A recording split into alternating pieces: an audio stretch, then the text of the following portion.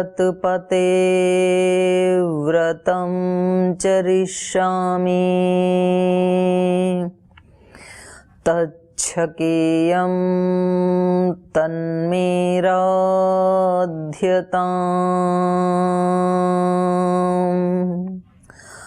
इदमहमनृतात् सत्यमुपैमि ॐ सहनाववतु सहनौ भुनक्तु सह वीर्यं करवावहै तेजस्विनावधीतमस्तु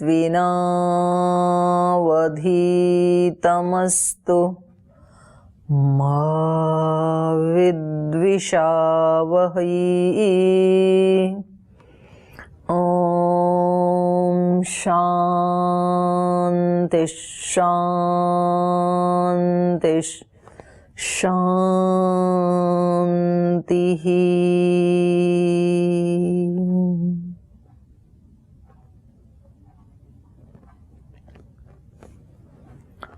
सभी भाई बहनों को सादर प्रणाम। आज की कक्षा में आप सभी का हार्दिक अभिनंदन है, सभी का बहुत बहुत स्वागत है। और बहुत ही सुंदर चर्चा कुछ दिनों से चल रही है, मन की प्रसन्नता। और मन की ऐसी प्रसन्नता जो कभी घटे बढ़े नहीं, हमेशा एक रस बनी रहे, शाश्वत प्रसन्नता, शाश्वत निर्मलता। क्योंकि आज के युग में सबसे ज़्यादा आवश्यकता यदि किसी चीज़ की है तो वो इसी की है। हम देखते हैं कि कहीं भी जीवन में 99% आज प्रामाणिकता का लोप हो गया है। प्रामाणिकता का मतलब है सच्चाई का, ईमानदारी का।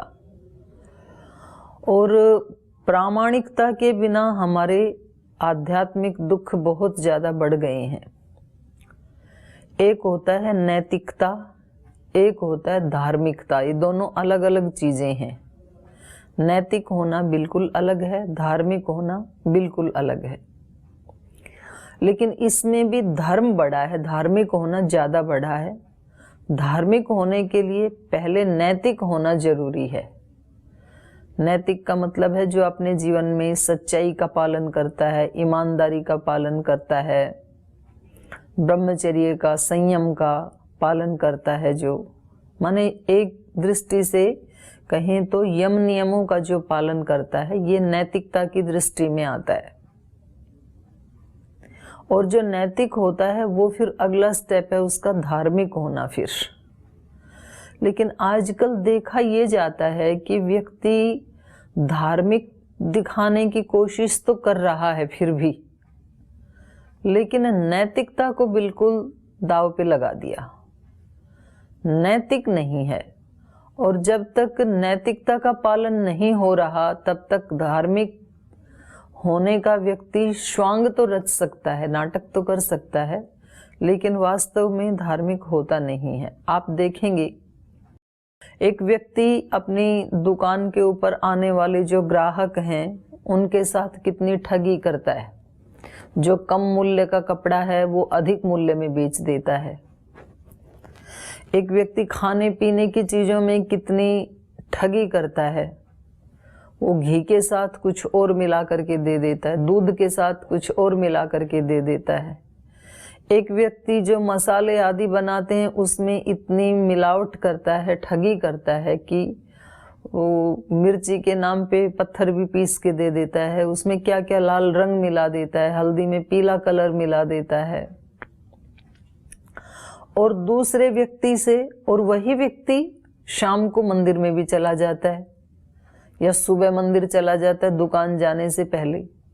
तो धार्मिक होने का स्वांग तो रच रहा है, लेकिन नैतिक नहीं है वो व्यक्ति। वो मस्जिद में भी चला जाता है, गिरजाघर में भी चला जाता है, लेकिन और चाहता क्या है? जो व्यक्ति दिन भर अपने व्यापार में खुद मिलावट करता है, ठगी करता है, वही व्यक्ति जब किसी किसान के यहाँ दूध लेने के लिए जाता है तो उसको लगता है मेरे को प्योर दूध मिलना चाहिए। और जो किसान अपने यहाँ अपने दूध में, अपने घी में, सब्जियों में मिलावट करता है, उनको इंजेक्ट करता है, वो किसान ये चाहता है कि जब मैं मार्केट में किसी के यहाँ मसाले लेने जाऊं या कोई अन्य पदार्थ लेने जाऊं, तो सोना लेने जाऊं, सोना खरीदने जाऊं तो 24 कैरेट मिलना चाहिए। हर व्यक्ति दूसरे से प्रामाणिकता की अपेक्षा करता है, ईमानदारी की अपेक्षा करता है कि दूसरे ईमानदार होने चाहिए, सच्चे होने चाहिए, दूसरे व्यक्ति मिलावट ना करें, ऐसे नैतिक होने चाहिए। लेकिन वही काम व्यक्ति खुद कर रहा है। उसको लगता है मैंने दूसरे को ठग लिया मिलावट करके। लेकिन ये ठगाई कितने दिन चल सकती है? कोई व्यक्ति एक बार ठगा जाएगा, 2 बार, 3 बार, मैक्सिमम 5 बार, उसके बाद तो कोई व्यक्ति आएगा नहीं उसके पास। तो वास्तव में 5 बार ठगाई करके इस व्यक्ति ने दूसरे को नहीं ठगा, बल्कि ये स्वयं ठगा गया, क्योंकि सदा सदा के लिए इसने विश्वास खो दिया अपना। और जो नैतिक व्यक्ति होते हैं, हो सकता है एक दिन उनका सामान अच्छा नहीं है और वो आपसे कह देते हैं कि भाई आज मेरा सामान ठीक नहीं है, आज मेरी सब्जियां फ्रेश नहीं है, खरीदने के योग्य नहीं है, अब की बार जो तेल आया है ये रिफाइंड है, इसमें केमिकल्स हैं, ये आपके खाने योग्य नहीं है। तो उस दिन का तो उसको लॉस हो गया, लेकिन आगे तक के लिए उसने बहुत बड़ी कमाई कर ली, क्योंकि एक विश्वास जमा लिया उस व्यक्ति ने। तो एक होती हैं अल्पकालीन योजना, एक होती है दीर्घकालीन योजना। तो व्यक्ति दीर्घकालीन के बारे में नहीं सोचता है कि अंततोगत्वा जाकर के इसका क्या परिणाम होगा। वो छोटे छोटे लालच में बंध जाता है। आध्यात्मिक दृष्टि से कहें तो छोटे लाभ के लिए बड़े लाभ को छोड़ रहा है। अब जो व्यक्ति इस प्रकार का स्वाध्याय आदि नहीं करते हैं, आध्यात्मिक साधन को नहीं अपनाते हैं, सारा समय शरीर को ही खिलाने पिलाने में, शरीर को सजाने संवारने में, शरीरों से ही हंसी मजाक करने में, शरीर के धरातल पर चुगली चाटा करने में, इसी में सारा टाइम बिताते हैं, तो उनको तात्कालिक तो सुख मालूम पड़ता है।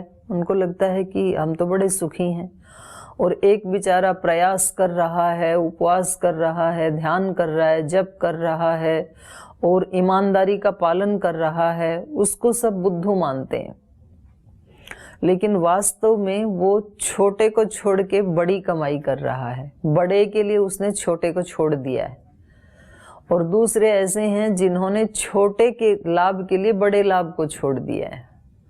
तो वास्तव में समझदार वो होता है जो दीर्घकालीन योजना में बेनिफिट कमाना चाहता है, वो समझदार होता है।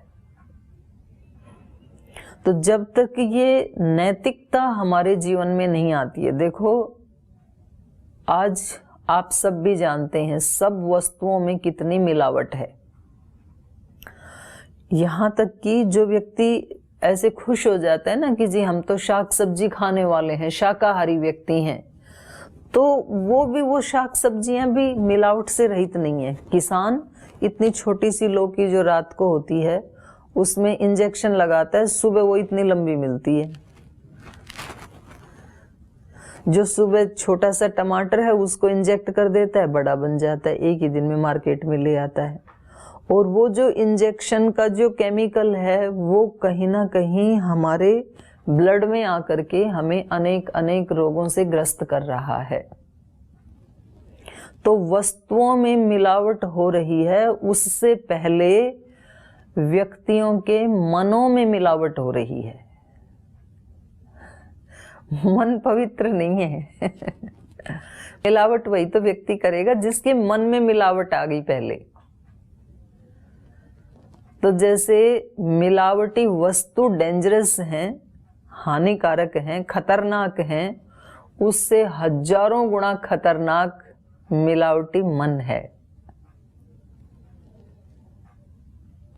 तो हमें उस मन को यदि हम पहले परिशुद्ध कर दें, सब मनुष्यों के मन यदि शुद्ध हो जाएं, तो फिर बाहर की तो मिलावट अपने आप ही चली जाएगी। जो प्रामाणिक व्यक्ति है वो बाहर की वस्तुओं में मिलावट कर ही नहीं सकता है।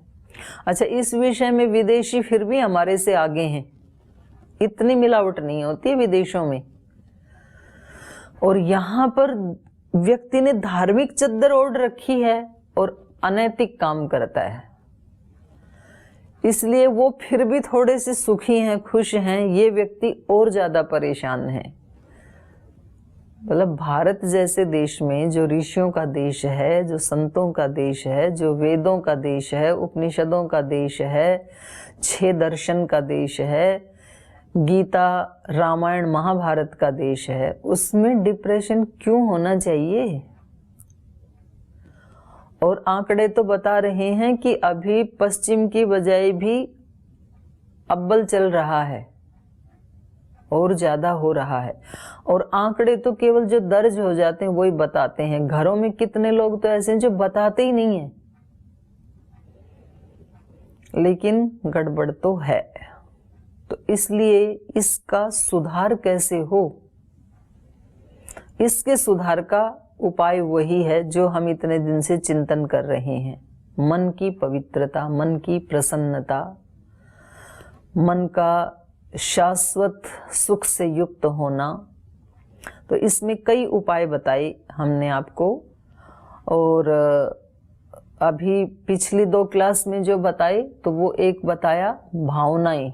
भावना पे काम करना शुरू करें। देखो, कार्य करने से ही परिणाम आएगा, बिना किए नहीं आए, केवल सुनने से नहीं आएगा।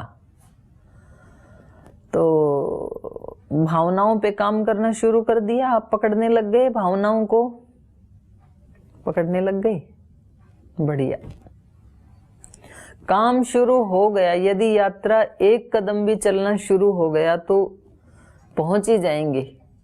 और फिर जैसे जैसे उसका लाभ मिलने लगता है तो कदम बढ़ जाते हैं, चाल तेज हो जाती है। फिर जब सुख मिलने लगता है ना तो गति बढ़ जाती है। फिर तो आपसे निवेदन है कि भावनाओं के ऊपर सुबह से शाम तक जरूर आप काम करें, प्रामाणिकता से करें। और कब कौन सी भावना आई और आप उसको चेंज कर पाए या नहीं कर पाए, ये एक अगला काम है। हो सकता है कि कभी भावना आई, आपने उसको पकड़ लिया लेकिन चेंज नहीं कर पाई, काफी देर तक वो अपना काम करके चली गई।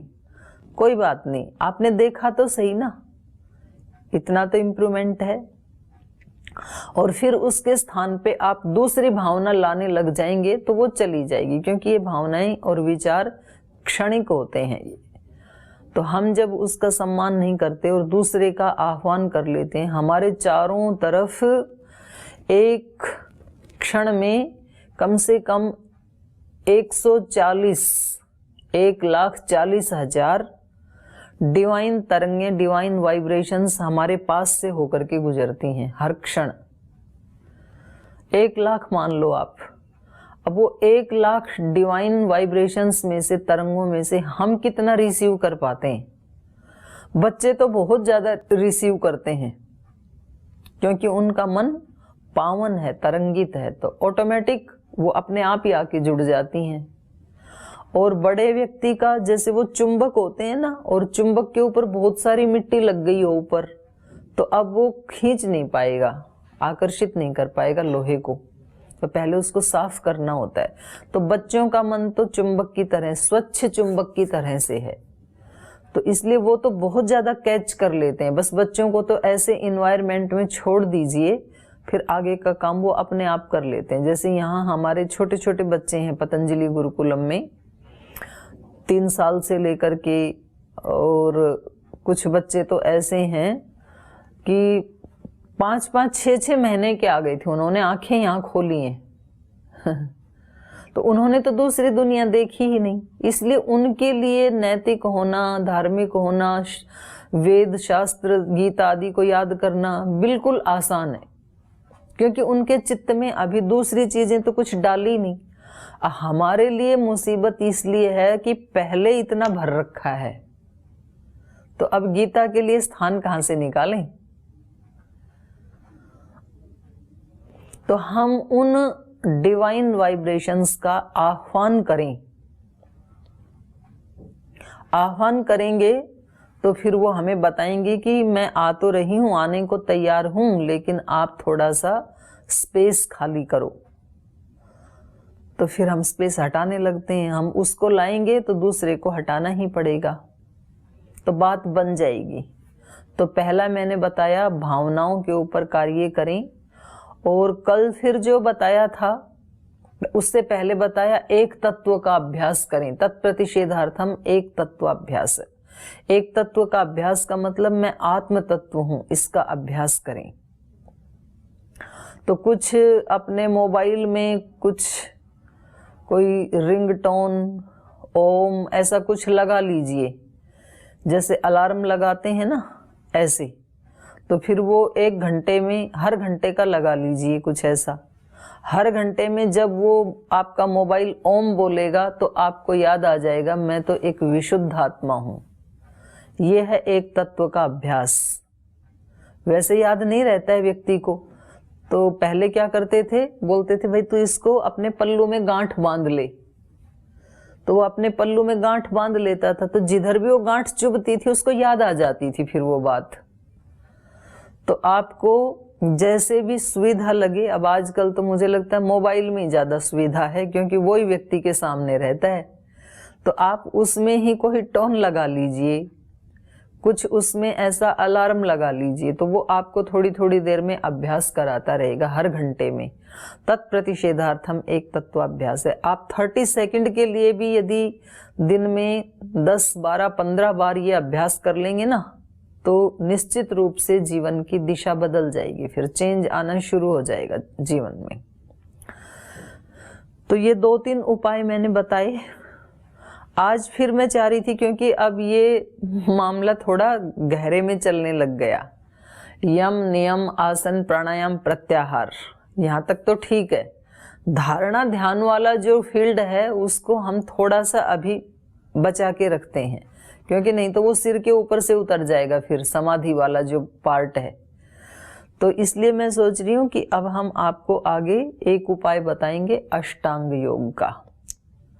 योग दर्शन का जो द्वितीय पाद है इसमें से कुछ लेंगे, उसके बाद गीता से लेंगे, फिर रामायण से लेंगे। तो मैं अष्टांग योग को प्रारंभ करूं उससे पहले आपके कोई प्रश्न है तो आप पूछ लीजिए। 2 बहनें हाथ उठा रही थी, सुधाताई और माता मंजूश्री जी, तो पहले ये पूछ लेंगी, और शकुंतला जी भी उठा रही हैं जी। प्रणाम जी। एक्चुअली मेरा प्रश्न तो कुछ नहीं करा। कल जो आपने एक बार बात करी थी, तो उसके बाद से उस समय कि हम जब किसी की सहायता करते हैं तो कहीं ना सही से दिव्य शक्तियां हमारी मदद करती। ये मैं सत्य घटना आपको बता रही हूँ, मेरे साथ ये मतलब छोटा ही टाइम है, कहानी सुनाने का समय नहीं है, शॉर्ट में बताओ। हाँ जी, शॉर्ट में बता रही हूँ। मेरे बच्चे 8वीं कक्षा में पढ़ते थे, वे दोनों बहुत बीमार हो गए और मुझे डॉक्टर के पास लेके जाना था। डॉक्टर काफी दूर था, बीच में 4-5 किलोमीटर। मैं गाड़ी ड्राइव करके लेके जा रही थी, बिल्कुल बीच रास्ते में, जहाँ 2 किलोमीटर इधर कुछ नहीं था, 2 किलोमीटर इधर कुछ नहीं था, गाड़ी का टायर पंचर हो गया। मैं और मेरी बेटियां खड़े हैं परेशान, अब क्या करें कुछ नहीं। मैं टायर वगैरह निकालने लगी, तभी दूर से एक साइकिल चलती हुई नजर आई। थोड़ा डर भी लगा, तो पास आया तो मैंने कहा भैया, थोड़ी वो पूछने लगा क्या हुआ, तो मैंने कहा ऐसे टायर पंचर हो गया है, अभी मेरे से तो होगा नहीं, आप कुछ हेल्प कर देंगे? बोले हाँ, ये तो 2 मिनट का काम है। उसने पूरा स्टेपनी वगैरह खोला, टायर बदल दिया। और मैं तो इतनी कृतज्ञता से और इतनी भावना से मैंने कहा भैया आपका बहुत धन्यवाद। मैंने उसको कुछ पैसे देने की कोशिश करी, नहीं दिया। मैंने कहा अच्छा आप कहाँ काम करते हो? मैं यहाँ पे ना, आप जिधर जाने ना, उसने एक जगह बताई, वहाँ ऑप्टिकल शॉप है, उस पर काम करता। ठीक है, वो चला गया। और फिर मैं जब उस साइड गई, डॉक्टर के पास जाना ही था, और शॉप ढूंढी तो शॉप नहीं मिली। मैंने कहा छोड़ दो, अभी रात हो रही है, घर जाएंगे। 2-3 दिन बाद मैं फिर गई, वही शॉप में पूछा, वो शॉप ही नहीं है पूरे एरिया में एक भी ऑप्टिकल। उसका नाम तो छोड़ दो, उसने कहा कोई ऑप्टिकल शॉप ही नहीं है। अब मैं तब से मिस्ट्री में हूँ, वो आदमी कौन था, कहाँ से आया, और झूठ बोल के क्या मतलब मुझे बता के क्या वहां है। तो मुझे ऐसा लगा कि ईश्वर जो है ना सब देखता है। ठीक बात। और उसकी बात से फिर मुझे ध्यान आया कि मेरे परिवार वाले भी बोलते थे तू तो गाड़ी लेके खड़ी रहती है ड्राइवर के जैसे, कोई भी आए किसी को परेशानी हो ठीक ठीक, हाँ करती हैं माता जी ऐसे। जी जी जी, सुधा ताई अब आप बोलिए। प्रणाम दीदी माँ। प्रणाम जी। आज का जो टॉपिक चल रहा है, अच्छी भावनाओं का परिणाम अच्छा होता है, अच्छे व्यवहार अच्छे विचारों का परिणाम अच्छा होता है। तो ये अनुभव मैंने बहुत अच्छा मैंने किया खुद में अनुभव। मेरी माता जी अभी बीमार थी तो उसके पास ही थी मैं। तो सुबह सुबह जब अपना वेद पाठ का पाठ चलता था और ये तनाव मुक्ति का जो पाठ है शाम का, तो सुबह शाम मेरी माता जी सुनती थी। जी हो गया था, आंखें भी नहीं खुलती थी। जी जी। तो 2-3 दिन आपको सुनना और ये अच्छे विचार आपके अच्छी, उसमें से जो अच्छी भावनाएं आपको आपकी जो आई, तो वो जो वाइब्रेशन है तो माता जी को बहुत अच्छा लगा। आंखें खोल के वो सुनती थी और ये तो बहुत अच्छी बात। चाय मांगी माता जी और उन्होंने कहा, मराठी में कहा कि दीदी जी की वाणी बहुत ओजस्वी है, तेजस्वी है। ओघवती वाणी मतलब बिना रुके आपके मन में जो अपने आप विचार आते हैं। तो बोल रही थी कि ये कोई पढ़ के हमें सिखाती नहीं है, मतलब किताबी ज्ञान इनका नहीं है, ये इनके अंदर से आने वाले जो विचार है ये हमें सुनाती है। और ये कोई दिव्य आत्मा है और हो सके तो मुझे रोज सुनना हो तो मैं और ज्यादा जीऊंगी और बीमार नहीं हो जाऊंगी। तो ये अच्छी भावनाओं का और अच्छे विचारों का अनुभव मुझे आ गया। तो दीदी माँ आपको बहुत बहुत प्रणाम। ये परिवर्तन हम में भी आ रहा है। और आपकी जो अपनी कक्षा शुरू होने से पहले चर्चा चल रही थी बहनों की, बहुत अच्छे लग रहे, चेहरे प्रसन्न लग रहे। तो ये इसी का नतीजा है दीदी माँ की जो आप सिखा रहे हो उस रास्ते पे हम चलने की कोशिश कर रहे हैं, वही वैसे ही विचार हम कर रहे हैं और वैसे ही भावना हमारे अंदर आ रही है। प्रणाम दीदी माँ। प्रणाम। ये तो बहुत अच्छी बात है और आपको इसीलिए ही ये एक तरह से हम चर्चा कर रहे हैं, सीख रहे हैं, सिखा रहे हैं। तो ये हमारे लिए, मैंने पहले दिन भी कहा था, ये भगवान का प्रसाद है हमारे लिए, गुरुओं का प्रसाद है। और प्रसाद अकेले नहीं खाया जाता, बांट के खाया जाता है। इसलिए आप जो आपको यहाँ से अच्छा लगता है वो दूसरों को बांटा करें।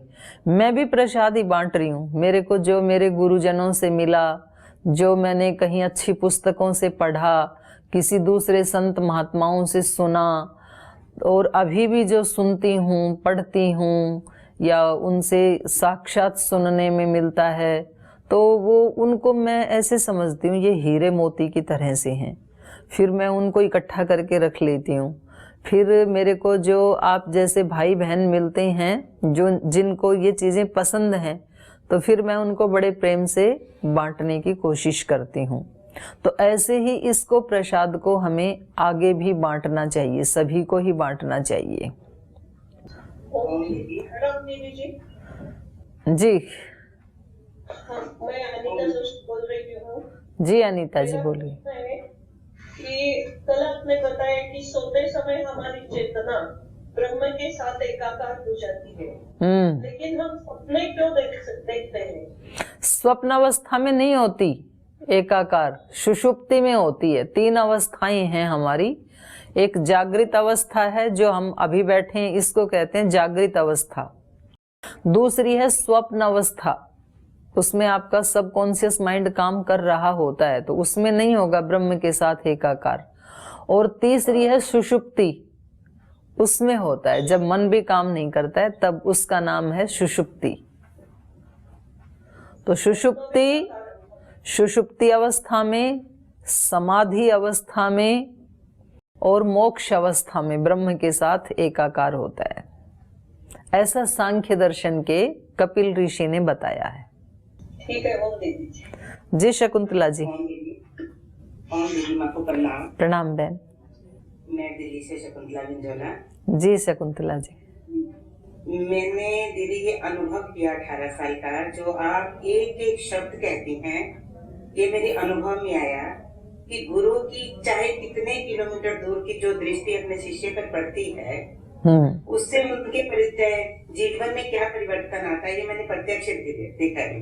बिल्कुल बिल्कुल। योग की कक्षा लेने जाती थी तो लोग कहते थे बोलना नहीं आता, लेकिन जब सामने वाले तारीफ करते थे तो मैं कहती थी मैं नहीं करा रही, मेरे गुरु करा रहे हैं। हाँ ठीक बात। भावनाओं को मैंने टच किया बिल्कुल पहले से, क्योंकि गुरु मेरे साथ हमेशा रहते थे। उन जो आप एक एक चीज कहते हो क्लास में, मुझे ऐसा लगता है मुझे तो कुछ ज्ञान ही नहीं था, मुझे संस्कृत नहीं आती थी, लेकिन ये चीजें जो आप मुझे एक एक चीज हमें बता रहे हो कैसे हुआ, ये गुरु के हमारे आगे गुरु थे, हम पीछे थे। बिल्कुल बिल्कुल। और मैं भी गुरुजी का एक यंत्र हूँ, मैं अपनी बात नहीं बताती हूँ, मेरे माध्यम से गुरुजी बता रहे हैं आपको, ऐसे सोचना आप। यही कहने जा रही थी, मैं भी ऐसे भावना को तो बहुत अच्छे से मैंने देखा है, महसूस किया है, और जो योग में आते हैं उनको पता है। और जो आज का विषय भी था इतना मार्मिक था कि धार्मिकता की तरफ जाने के लिए, नैतिकता के लिए, हाँ जो मेन प्रॉब्लम मेरे साथ इतने साल योग में जुड़ने के बाद भी अभी मेरे अंदर कमियां हैं, ये नैतिकता की वजह से दीदी अभी मेरे अंदर कुछ इतनी कमियां हैं कि वो हर व्यक्ति में ही होता है, वो तो हम सब में ही है, कुछ कम ज्यादा तो अभी हमारी मिक्सअप स्थिति है, लेकिन हम उसको जान पा रहे हैं और हटाने के लिए प्रयास कर रहे हैं, ये गुरु कृपा है, ये बहुत अच्छी बात है। तो ये जो है ना, ये इस क्लास में विचार चिकित्सा चल रही है, जैसे कई तरह की चिकित्सा होती है ना, एक यज्ञ चिकित्सा कोर्स चल रहा है हमारा, हमारे पूज्य स्वामी यज्ञ देव जी जो मेरे ही शिष्य रहे हैं, तो वो बहुत अच्छे से सिखा रहे हैं। ऐसे ये भी है विचार चिकित्सा, विचार चिकित्सा बहुत बड़ी चिकित्सा है। और जी मेरे को कई बार ऐसा लगता था अन्य लोगों के जो गुरु होते हैं उनकी कोई प्रॉब्लम होती है फटाफट जाते हैं, उनका समाधान मिलता है, मेरे गुरु तो बहुत दूर हैं, मेरे के संशय को मैं कैसे दूर करूं। और गुरु ने देखो कितनी कृपा करी शकुन के ऊपर कि तनाव इसके मुझे जोड़ा, और जो आप बताती हैं सच मानती हैं कि मैंने पूछना था, संशय था, वो गुरु ने मेरे संशयों को क्लियर कर रहे हैं। ठीक बात। इसलिए तहे दिल से बहुत बहुत आभार, क्योंकि बोलने के लिए बहुत कुछ है, लेकिन सारांश में यही था। जी बहुत बहुत आभार, ये गुरु की कृपा है मेरे ऊपर। जी प्रणाम बहन जी। आरती जी, आरती जी अनम्यूट कीजिए अपने आप को। ओम दीदी प्रणाम। प्रणाम। मुझे एक प्रश्न पूछना है, 3 अवस्था होती है ना, जागरूक, स्वप्न, सुषुप्ति। सुषुप्ति। कई लोग ना रोज उठ के ऐसे मैं देखती हूँ तो मुझे आज ये सपना आया, कल ये सपना, तो कई लोगों को कई लोग बोलते हैं कि मुझे सपन आते ही नहीं है, तो उनको हर रोज सुषुप्ति अवस्था में जाते हैं क्या? हाँ, सब मनुष्य तो, हम सब थोड़ी देर के लिए तो सुषुप्ति अवस्था में जाते हैं, फिर हम स्वप्न अवस्था में आ जाते हैं। और जो ये कहते हैं कि हमें कोई स्वप्न आता ही नहीं, तो ये भी हो सकता है स्वप्न आते हैं वो भूल जाते हैं, क्योंकि लंबे समय तक सुषुप्ति अवस्था में रहना ये तो योगियों का होता है। सामान्य आत्माएं हैं वो 50-50 होती हैं, आधे समय के लिए सुषुप्ति में जाते हैं, सब ही जाते हैं, क्योंकि पूर्ण समय तक यदि स्वप्न अवस्था में रहें तो शरीर आगे नहीं चलेगा, फिर शरीर थका थका रहेगा, रोगी हो जाएगा। तो ये प्रकृति की ही व्यवस्था है कि भगवान हर व्यक्ति को कम से कम 2-3 घंटे के लिए तो गहरी नींद में सुषुप्ति अवस्था में लेके ही जाते हैं। और फिर उसकी नींद जब पूरी हो जाती है तो फिर जब कम उसको नींद की आवश्यकता है तो फिर जैसे सबकॉन्शियस माइंड में हमने संस्कार डाले हैं तो फिर वो अपना काम करना शुरू कर देता है। और स्वप्न भी 2-3 प्रकार के होते हैं। एक स्वप्न होते हैं जो कोई संकेत देते हैं हमें, तो वो प्रायः 3 बजे के बाद आते हैं। कोई घटना सूक्ष्म जगत में घटित हो चुकी है और वो जल्दी ही स्थूल जगत में आने वाली है, या तो उसी दिन आ जाएगी या तो 1-2 दिन बाद आ जाएगी, तो फिर आप ऐसे बोलते हैं कि ये मैंने देखा था और देखो ये आज ही ऐसे हो गया।